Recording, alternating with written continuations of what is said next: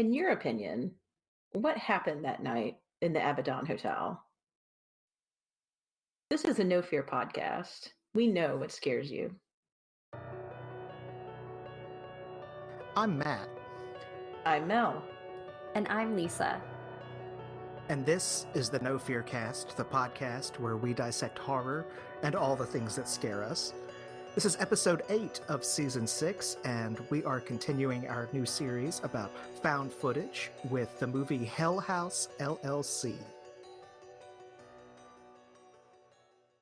Well, as Matt said, we're jumping in with the 2015 film Hell House LLC. It was written and directed by Stephen Cognetti. So far, the movie has spawned at least 2 sequels. I've heard rumors of more, so I'm not entirely sure about that, but I did find at least 2. So this movie it's set up like a faux documentary. So you see interviews, there's news footage combined with the found footage element. We get a lot of cell phone recordings and actual like videotape recordings of this. A lot of it is from Sarah, who's one of the main characters in the movie, and she was one of the original Hell House planners and hands over this found footage to the people who are making the documentary. All right, so that's kind of where it fits in with our series here. Now, I will let you know we are going to discuss spoilers for this movie, but as it came out several years ago, I'm not going to feel too guilty about that, but I did want to put that little bit of warning there. This was actually my first time watching this movie. I had it recommended to me several times. I have a lot of thoughts, but I'm curious to know what Matt and Mel thought about this movie first. So why don't we just kind of start with some first impressions of Hell House LLC? Well, I'll jump in first if Mel's all right with that. I have to say, this was also my first time watching this movie, had not seen it before. And like you, Lisa, I've had several people recommend this as well as its sequels to me. They've said very good things about it, but just have not had a chance to sit down and watch it. So that was actually one of the reasons why I was kind of excited to even be doing the found footage series. Was I thought that this would be a good chance to watch this movie, even if we didn't do it for the show. I would probably get into a found footage sort of vein and may finally get around to watching it on my own. So I'm glad we chose to do it. And I was impressed with the movie. I really liked it. It did a really good job, I thought, of capturing that found footage horror thing that we've sort of talked about already. Of, you know, you've got these normal people in this strange, supernatural, increasingly scary situation. It's very, very echoes of Blair Witch, which I liked. I mean, I liked Blair Witch quite a bit when it first came out, and have since rewatched it, and I think it held up pretty well. And there's definitely some echoes here without it being derivative at all. I mean, it's a completely different sort of setting. They're like you said, they are kind of they're haunted house creators who have been doing this for several years, and they go to this, like, they go to a new location each year, and they choose this hotel, which turns out was haunted to begin with, and weird things start happening. And they really did use the setting, I thought, very well. They used the fact that they're all in this hotel, kind of living there, getting it ready for the opening night. And it kind of has this claustrophobic feel to it, because you never really leave the grounds of the hotel for most of the movie. They are either right outside the hotel or in the hotel itself, but I think very rarely do you see them. And then there's also this sort of frame narrative of the documentary being made about the incident that happened there. Anyway, I feel like I'm starting to ramble a little bit there, but it did a good job. There were definitely some moments in the movie that legitimately creeped me out, even though in a couple of places I saw what was going to happen beforehand. It still got to me with the scares that they did. So that's always a good impressive thing for me, where if I know the scare is coming and it still kind of makes me jump. Hats off to you. And yeah, overall, I liked it. I am interested to watch the other two, so we may not be covering them for the podcast, but I'll probably be watching them this weekend just for my own pleasure. Yeah, this was also my first viewing of this movie, and I'm not sure actually that I'd heard of it before you mentioned it to us, Matt, when we were talking about this theme. If I had, I don't really remember. It could have like passed my radar and I just forgot. But I also enjoyed it. I did see kind of connections to Blair Witch as you did, Matt. I liked the setup of the people who create haunted houses, like trying to create a haunted house while kind of part-time living in one. I liked the way the footage was done and incorporated into a larger kind of documentary. It really seemed, I think I mentioned to Lisa at some point this week after I watched it, that it really felt to me like a type of documentary that maybe you would have seen on TV at some point. I mean, obviously I knew it was a fictional movie, but it had that kind of real aspect to it. I also like the way they left. I know sometimes with found footage, there'll be certain camera angles or something will happen that can't really be explained. I like the way they explained why they were documenting everything with the video cameras, so it didn't feel like it was weird that everything was being caught on camera.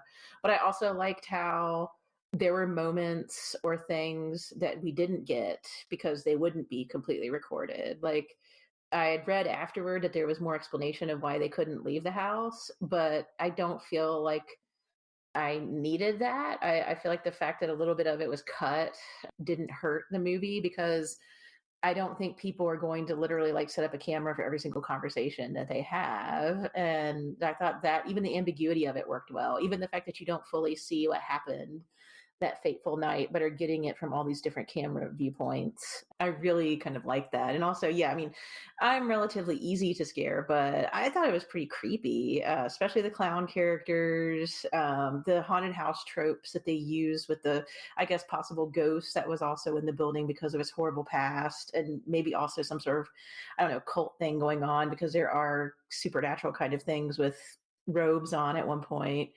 I liked it. I thought it did really well with all the different tropes that it was working with and putting it together into something that was entertaining, but also just worked well within that found footage theme that we've been talking about. Yeah, one of the things about this, I mean, Matt, you made the comparison to Blair Witch, which I absolutely felt like anybody who enjoyed Blair Witch is probably going to enjoy this movie just because did at moments really remind me of that. I was thankful that it did not have the shaky cam effect that Blair Witch did the entire time that this movie was going on. It happens a bit in the beginning and at the end, especially when you have characters like holding either a phone or like a handheld camera and they're running. But it wasn't like that the whole time, which I was very thankful for, just for my own kind of health and sanity. But it did remind me of that. And I was trying to really pinpoint what about it made it feel so much like Blair Witch, because I mean, they are two kind of different films, really, when you get down to it. I think, but what I think worked well for this, and I think it goes with what both of you are saying, is that this film left enough of that ambiguity, like you were saying, Mel, and enough of the mystery of what was happening. And Blair Witch did that really well as well. You knew from the start of Blair Witch that three people had gone missing, but nobody really knew what had happened to them, and so you're kind of watching the video that's been edited together to try to figure out what exactly happened out in the woods. And it's the same thing with this, except there's another layer of mystery that I say I liked more than Blair Witch with this, only because when the documentary starts, all you know is that it was opening night of this haunted house attraction in this old abandoned hotel. And we know that people died and people went missing and that there were people that were injured. And at first, that's really all you know. And you're getting 911 calls and kind of like police type reports, some news reports of the night where, people are coming out and interviewing, and you're seeing the chaos of what's happening. And then slowly the filmmakers kind of start letting you know more of what's happening. And you get this sense that there's almost been this conspiracy, or I don't know if urban legend is the right word, that has built up with what happened that night already. So you start to get some of the rumors that people have been saying, like, oh, it was just a gas leak and that's what happened. But then they show you the blood on the walls, right? And you're like, okay, clearly not a gas leak. Then you hear that there was some sort of malfunction with equipment, and that's what happened. And then you see like the picture of the basement stairs and what looks to be like handprints that are kind of clawing their way out, or trying to, at least. Really, really scary stuff. And it's like it leaves you just enough breadcrumbs of this mystery. And every time the movie kind of peels back another layer, I don't know, I just felt pulled deeper and deeper into it. And to me, like, I know a lot of people talk about Blair Witch when it first came out, and we mentioned this in our first episode, how a lot of people said that Blair Witch, like, there was rumors that maybe it was real. Mainly because like it was essentially like not well-known actors being used, and so a lot of people were kind of speculating, oh, this was a real thing that happened. But to me, watching this type of documentary, it felt very much like the low budget like true crime documentaries I spend a lot of time watching, or almost like an unsolved mystery episode. I almost felt like they could have cut this movie down to like 60 minutes and just called it like an unsolved mysteries episode, and I almost would have believed it was real, which was really effective and kind of fun to watch. Yeah, that was something that I really liked as well, was the documentary aspect of it. So it wasn't just like assembling the found footage. For one thing, I don't think I'm quite as prone to issues with shaky cam as you are, but I mean, it's still something I don't really like. And never liked shaky cam action because it's so hard to see what's going on, and then especially with found footage like the Blair Witch or Cloverfield was also pretty bad about it at times. It's just disorienting, and so it was nice to occasionally step back from the found footage side of it, from the YouTube videos and the Hell House creators background, like personal videos, and actually have the documentary side of it where they're interviewing subjects and that sort of thing, and so quote unquote experts or local people that are knowledgeable of the town or the situation. I thought that was really effective personally, because it broke away from it gave you a break from the found footage side of it, and kind of lets you go, okay, everything's calm and steady here for a couple of seconds, at least while this talking head is talking, and then, okay, now we're going to dive back in. And those do get more and more infrequent as the movie goes on. You get longer bits of the footage, especially once it really dives into the stuff from the Hell House creators. But I liked it. And like you said, it does kind of give it that more realistic flair to it. I could totally, like you said, see this being a segment on Unsolved Mysteries or something on, E or A&E. I don't know, one of those channels where they have lots of those sorts of true crime documentaries. I could definitely see this. And I was under no illusions of this being real by any means, but it definitely gave it that more realistic feel to it. Yeah, I agree. I mean, I'm not going to say too much because I don't want to just repeat what y'all said, but I also felt like the inclusion of talking heads and photos from other people and the 911 call and those sorts of things, like, also just like developed and layered the universe of the movie. Like you said, it helps with kind of the quote unquote realistic aspect of it, but it was also a really good way to deliver information that we needed that you wouldn't necessarily be able to do with the footage, like when the guy's explaining the past of the hotel. But what we see of that in the found footage is just people not wanting to talk about it, but we kind of get that. And so yeah, I just thought that it basically they're like creating a little universe or like filling out all these layers to the story that if it was just we found this footage and you watched it, it could be effective. But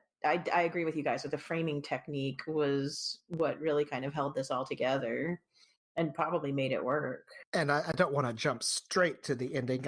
We can get there in good time. I know, Lisa, you and I may disagree a bit, but I thought that the ending, excuse me, that the ending helped at least keep that frame going, like you said, Mill, of having the documentary crew be involved in a way that's more active than just passive. And I'll just leave it at that until we get to the ending proper.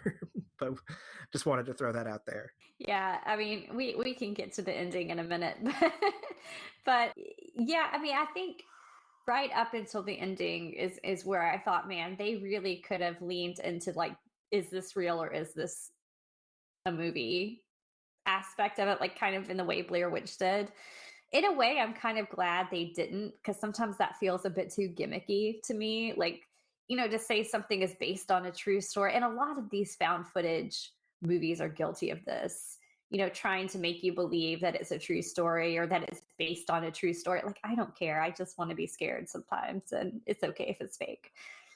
So I was kind of glad that they didn't do that. And I think the ending kind of, that's one of the pluses of the ending, I will say, is that they very much lean into we're making a horror movie and we're not trying to pretend it's a real movie at all. I mean, they also do that with the name of the hotel. I mean, it's the Abaddon Hotel, which, means like a place of lost souls, or I think it's in the Bible to mean like an angel of destruction in Revelations. I mean, it's very clearly a horror name that they chose, which I feel like if they were trying to make you believe that this was real, that kind of ruined it right from the beginning.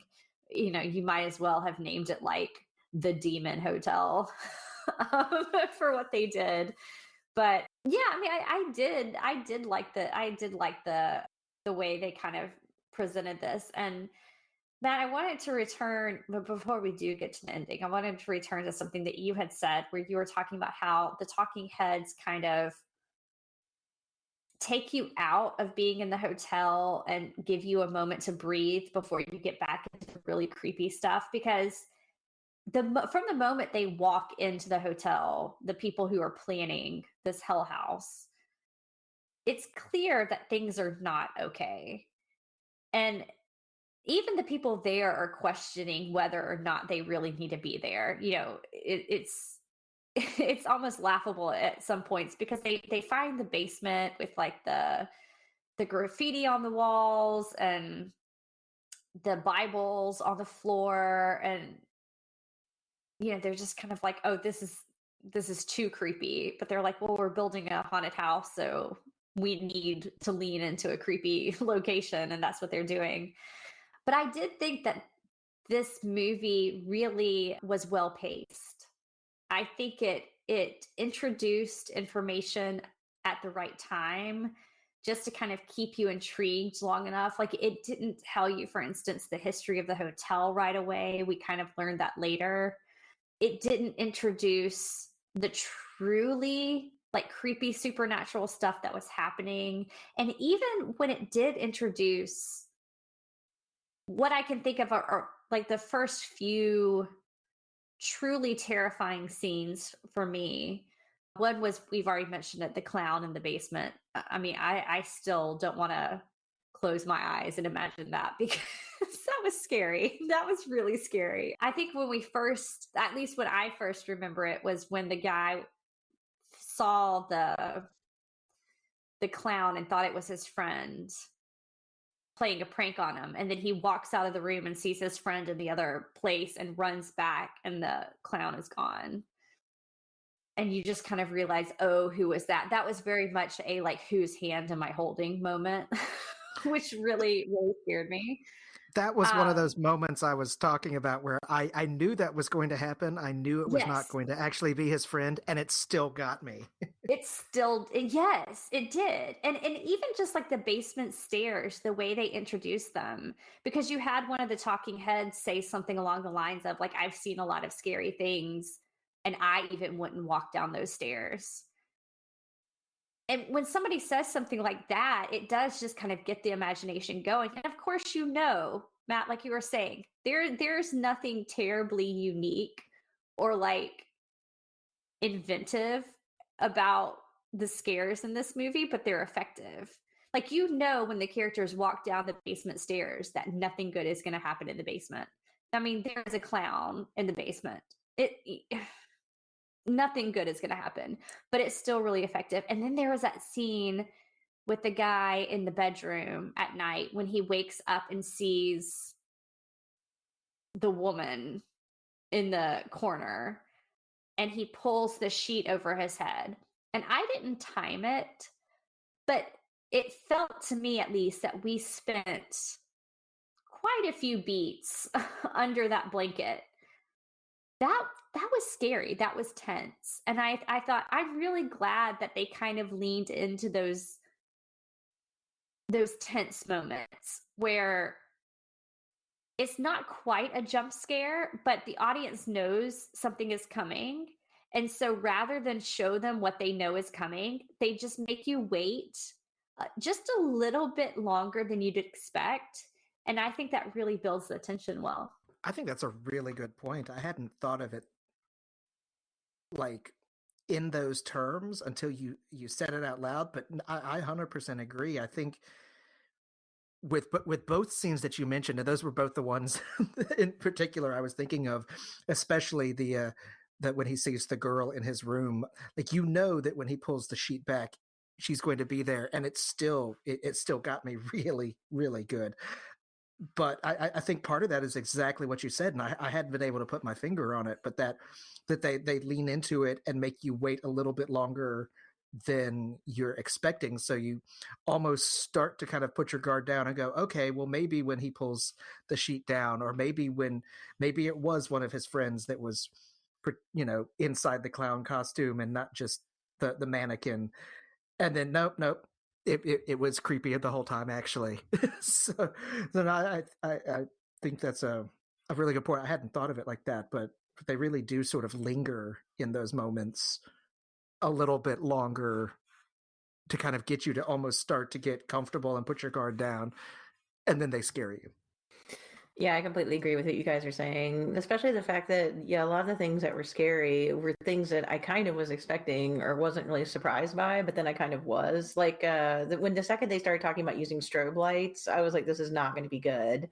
And then, like, finding myself trying to count the figures because I assumed that there was going to be something with that and the strobe lights. And there was. Like, any complication they had or any trick they were trying to do with a haunted house, I figured they were going to subvert it, turning the clown heads, having stuff that they set in one place disappear. And it was all just really uncanny and creepy and unsettling. Even the things that I was kind of almost expecting.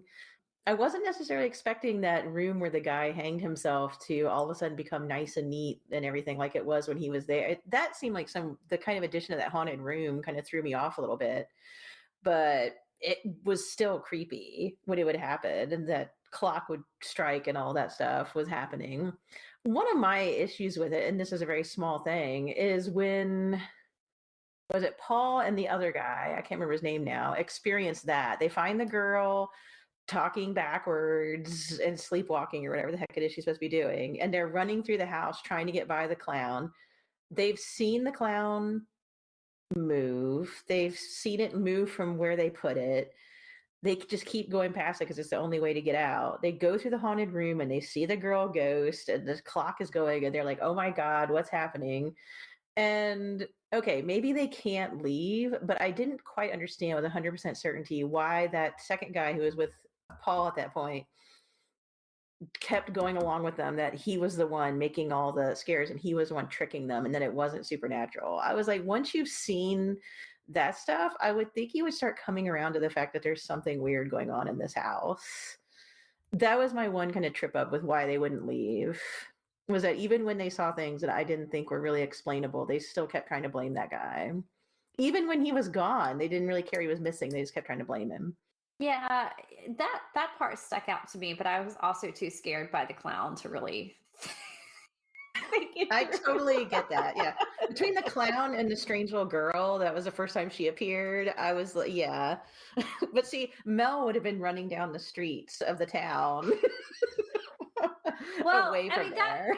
that was one thing that they did kind of point out early on, though, is that there really wasn't much of a town to speak of, and that one of the reasons that they were staying at the hotel while they were like making this place was because they were so isolated. So that was one of the only things that I kind of thought that kept them there, is that they thought, well, if we could just get this together, kind of just put your head down and get to work type mode. And I mean, they could have played it up a little bit more, but like you said, we were getting this footage. It wasn't really in linear order, right? It because they wouldn't have had the camera all the time. And so I got the impression the guy that went missing, because I guess the little girl ghost got him in bed. I don't know what she did with him, but when she got him, that guy, I got the impression that he wasn't the best or most reliable worker that they had. Because everybody's seen, I mean, he was always making weird comments about the women.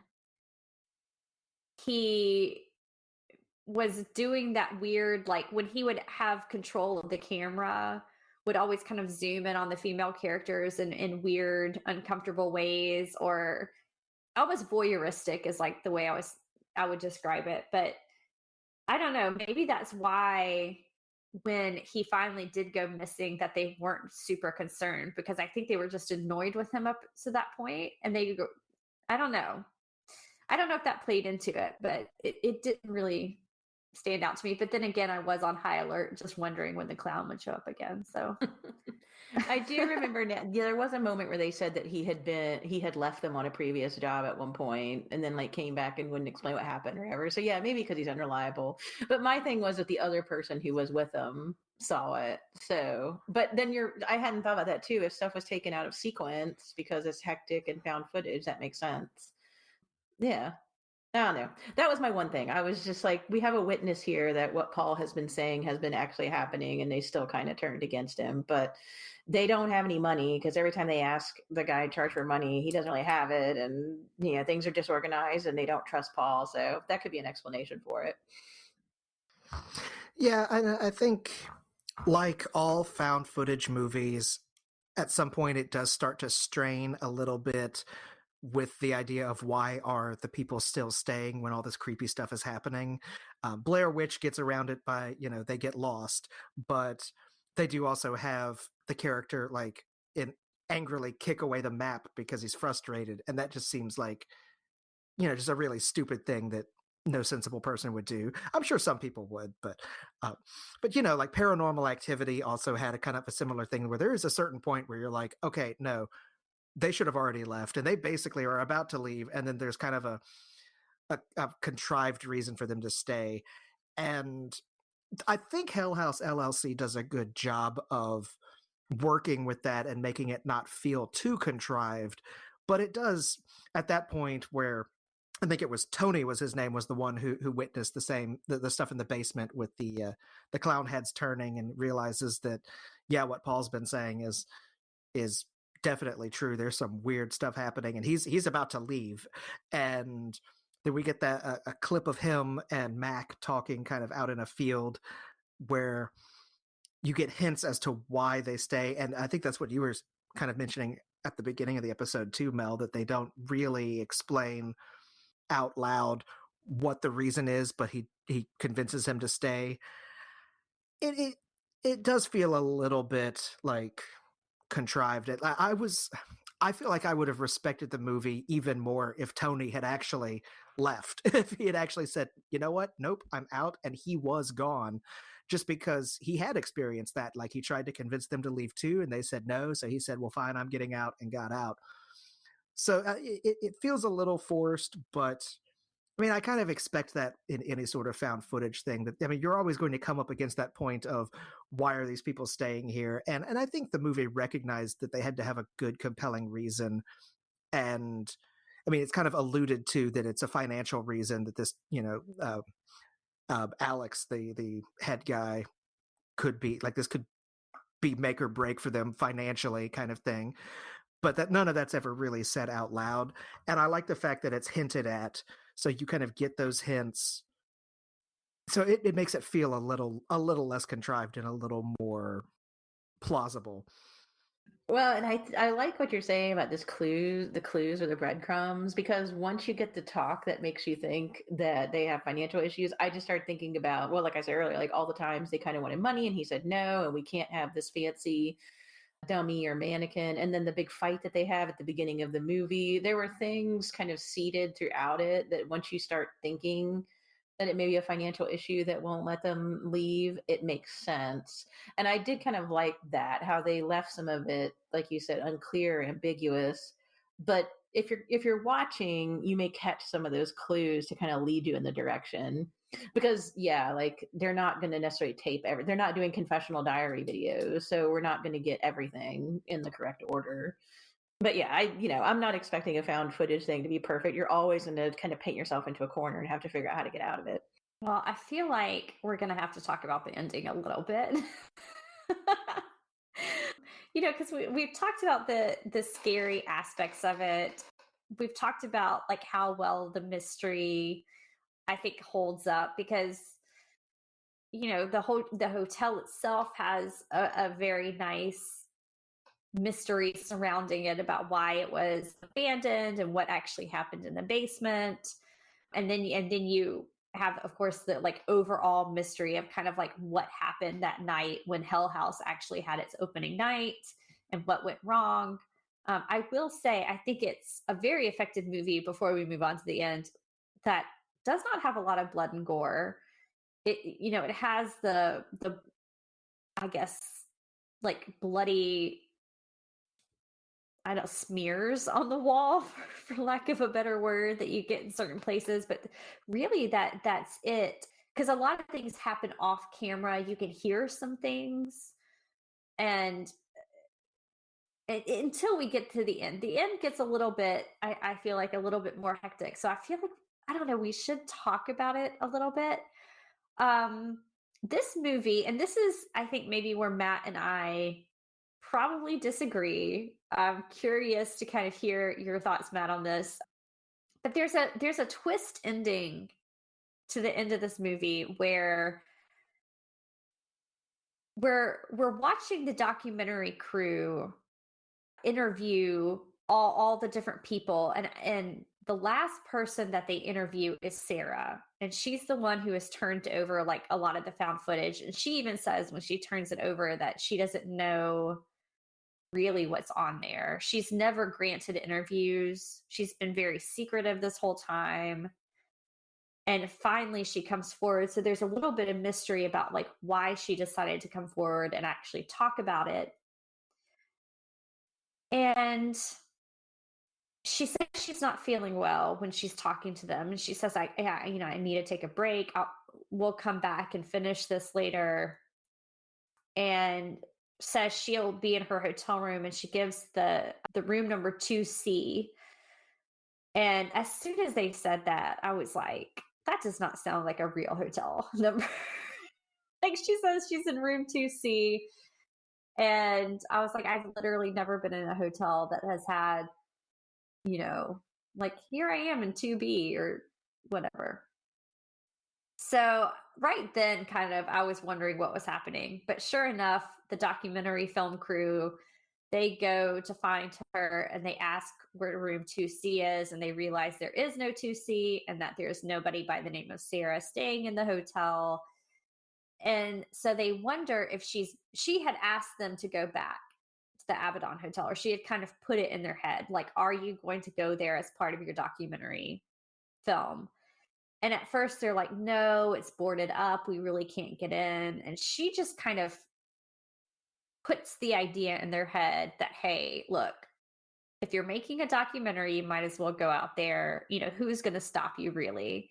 And so they agree that they're going to go out to the hotel. And that's where we find Sarah. And she's indeed in room 2C in the hotel. Now, as this is happening, I guess one of the documentary crew members stays behind, and it says all this on the footage. It says that, he stayed behind and he was looking at the footage, and we learn maybe that Sarah's actually, we see her be attacked in the hotel, and we're assuming she's dead and that she's been a ghost the whole time and luring the documentary crew back. And so I don't know. I felt a little bit cheated by the fact that they tried to pull this twist ending. Like I said, I would have rather them play with a different aspect of the mystery of why Sarah decided to come back. I would have been fine if she was possessed by whatever was in the hotel this whole time. I would have been okay with that. I would have been okay if she was just like, I need to tell my story, and then goes off and I don't know, something happens. But I don't know. I felt like, and I mean, I do respect them for like leaning into the movie aspect of this and not trying to make us believe this was like a real found footage. But I felt like the twist was a little, I don't know, I just didn't like it. Matt, I'm so curious. I'm really honestly curious to hear your thoughts on this. Well, if I may play devil's advocate, pun intended. I don't think the ending was a perfect ending by any means. I do feel like if the movie had basically ended with the final bits of the filming of that night of the incident where we see kind of the ending things, I think it would have been a really good ending right there, just perfectly fine, possibly even a better ending. I'm not gonna lie, but I'm okay with the ending the way it is. It answered a question for me, which is, if this did happen, why did nothing happen with Sarah in the time between this and the documentary? Like, she says that, like, they ask her, oh, so you left the attic and went all the way outside and nothing happened. There was no incidents. Like, after you were in the attic with, I think it was Alex and Mac, and you kind of see what happens to them. They you left, and then what happened? And she says, well, I was escorted out. I made it to the front door, and then there were the police or something. She gives some sort of vague answer. But why was nothing mentioned of her in the media afterwards? Why were there no? I know she could decline to do interviews, but I'm sure that the police would do some sort of an investigation and at least interview her, and the papers or whoever would have probably printed some stuff mentioning that she was a survivor. And so it kind of struck me as odd that she had made it through this whole time frame completely in seclusion and saying, I've been living with family and just trying to deal with everything since the incident. I mean, it's been, I think, time frame wise, it's 5 years between the incident on opening night and when this documentary is being made. And not to say that she would be, I mean, she was unknown at before and not really a celebrity after, but I just would have thought that there would have been more information about her than what they give. And so in a certain way, it does kind of make sense that, oh, maybe she was dead the whole time. And for me, even more so, I think it makes it a nice sort of cyclical thing on that sort of thing, that none of them got out of there alive. Because that did not seem like the sort of a location that would let any of them live once it finally did whatever it was planning to do. And that, I think, for me, was the part that I liked about it. It did kind of go for the the final jump scare thing of, oh, now that the documentary filmmakers are also have been, attacked by whatever attacked the people in the basement on the original incident. That I could take or leave. I was fine with it, but I didn't love it. But if they had gone in there, seen her sitting on the hotel room or the hotel bed, excuse me, and then realized, oh, she's probably dead, and then kind of had that be the end of the movie, I would have been really happy with that as is, just because, again, that did not seem like the kind of place to me that once it got its claws into anybody would let them out. And she was one of the ones most affected too. She was the one that they caught sleepwalking and mumbling in a foreign language, most likely Latin. I mean, she seemed to be kind of hit the hardest. So I was surprised that she would have been allowed to leave by whatever it was that was in that hotel.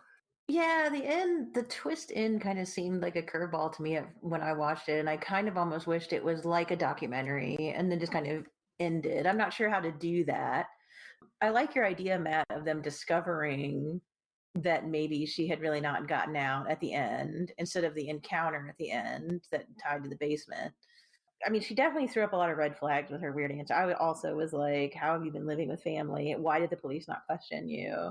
The thing for me that kind of threw it off and made me wish for like kind of an end to the documentary and not that twist ending was that and again, this is a weird thing to say because I always say I don't need all the answers, but I felt like I needed a couple more answers to get what they were trying to do. Like, I didn't understand I don't know. It was weird. It just seemed like they needed her to do that to end the movie how they did, because they never quite explained.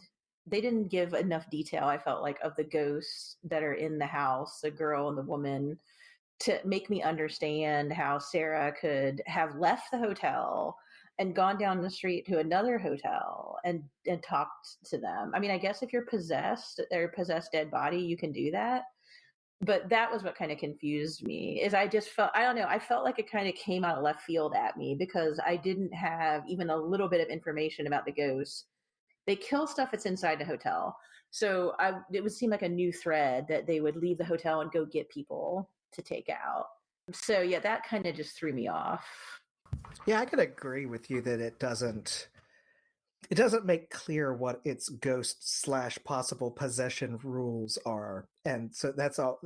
Like, ambiguity is fine in terms of, like you said, why they stay after things start to get creepy, but in the sense of creating a universe or world building, I guess, if you will, you do kind of need to at least let the moviegoers know what those rules are. And I agree, they didn't really establish if that was something that, if these were ghosts, was that something that they were able to do? If they were possessed, where would the bodies have been those 5 years? I mean, yeah, there were some things that I think answers for those sorts of questions would have helped the ending stick the landing a bit better.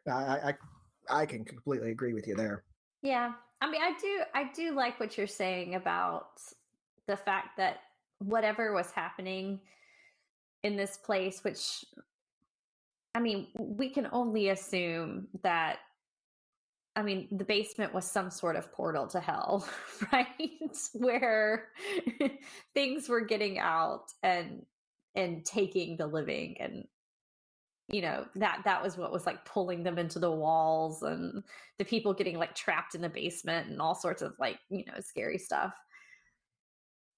And I agree that whatever was there clearly had no intention of letting any of the original like Hell House people leave. So it does make a certain amount of sense that Sarah is not going to escape. I guess it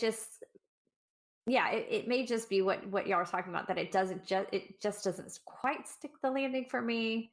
I don't know. I almost might have liked it better if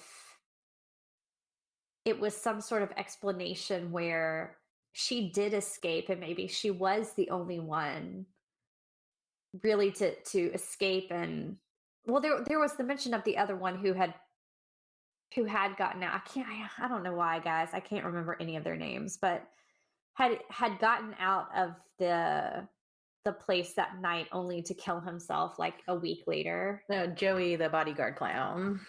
Right. He ran out. He was like the first person to run out. He didn't help the lady that was in the basement. Yeah. And so if she was the one who had like truly escaped, I like the idea of there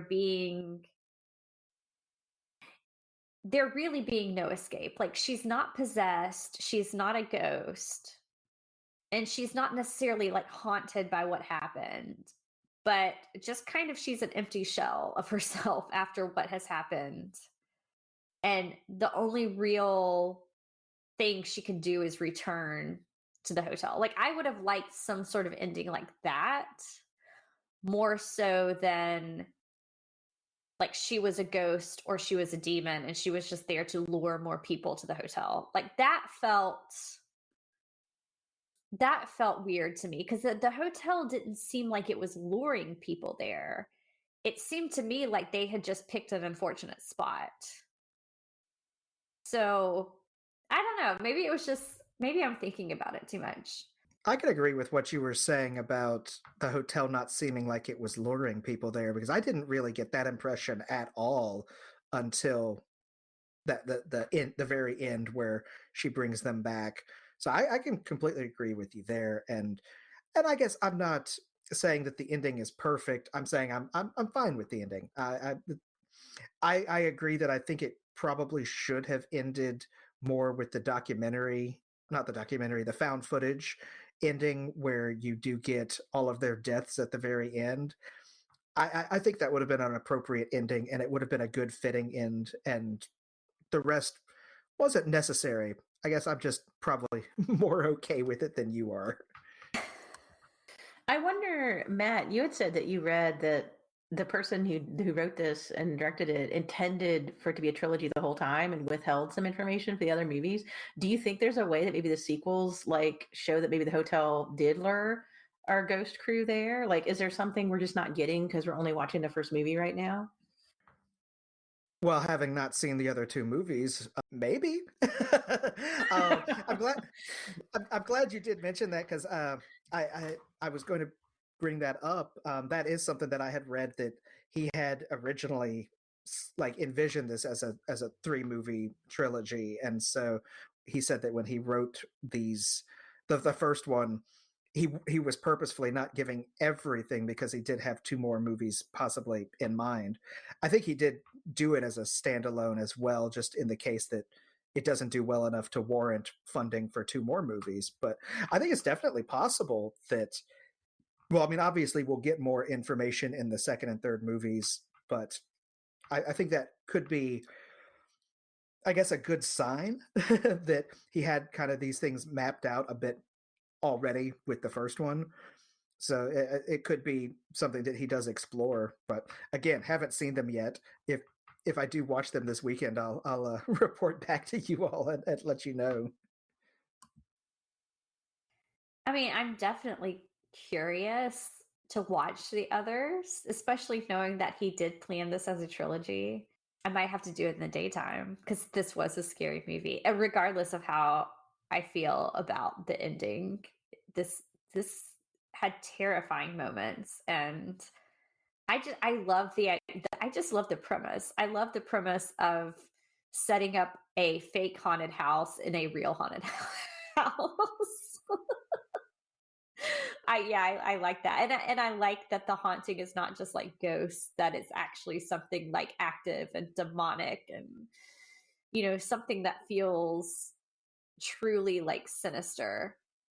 I really like that a whole lot. Well, I mean, I guess we're just gonna have to wait and see if any of us are brave enough to watch the other two. Definitely I'll be doing it in the daytime. Definitely I'll be watching some sort of comedy afterwards just to cleanse my brain, because man, that clown was intense. But before we end, I would like to say that we mentioned this on our last episode, but I just want to kind of reiterate it that you've probably seen our new artwork that's up on the podcast app that is done by the incredibly talented Lynn Hansen. And we've used that artwork to create some new merchandise, which you can find on our website, www.nofearcast.com. Remember, that is no spelled K-N-O-W. And you'll find some really cool merch. So if you like horror t-shirts or tote bags or notebooks that have some really, really incredible original art on it, you might want to go check that out. We're at No Fear Cast on Twitter and Instagram. We also have a Facebook page. Our email is nofearcast@gmail.com. If you love what we're doing, consider supporting us on Patreon and get access to exclusive content, or simply rate and review us, which is entirely free, but it does help other listeners find us. The music is by Nicholas Gasparini. Thanks for listening, and we'll be back in 2 weeks with a brand new episode.